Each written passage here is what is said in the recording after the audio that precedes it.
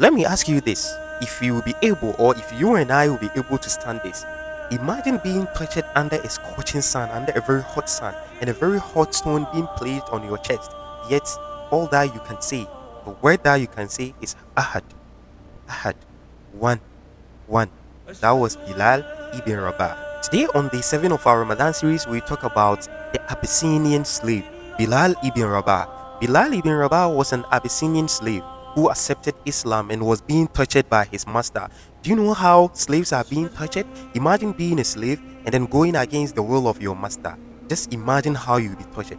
He was placed under, hot sun. He was dragged on the desert. He was beaten. They asked him to deny Allah. But do you know what he kept on saying? He kept on saying, Ahad, Ahad, Allah is one.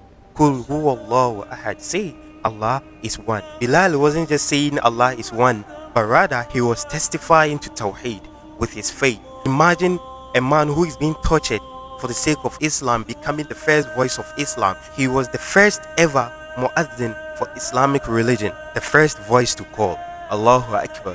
The Prophet sallallahu alaihi wasallam asked Bilal, "Oh Bilal, tell me the kind of deeds that you have been doing, for I've heard your footsteps in Jannah. I've heard your footsteps in paradise." Imagine someone from being the slave in Abyssinia to being the first voice of Islam, and then now they've heard his footsteps in the heavens or in paradise. When Prophet sallallahu alaihi wasallam passed away, Bilal ibn Rabah found it very difficult to call for prayer. He found it very difficult to do the azan, especially his voice broke down. He wept whenever he reached Ashhadu anna Muhammadan Rasulullah. His voice shook and he wept. Eventually, Bilal moved to Sham, and when he returned, he called for prayer in so many years. The people or the Ummah of Prophet wept. They cried because they remembered the days of Prophet sallallahu alaihi wasallam. When you reflect on Bilal ibn Rabah's story, you realize that Islam or the Ramadan teaches us similar resilience. Maybe you are not under the hot sun.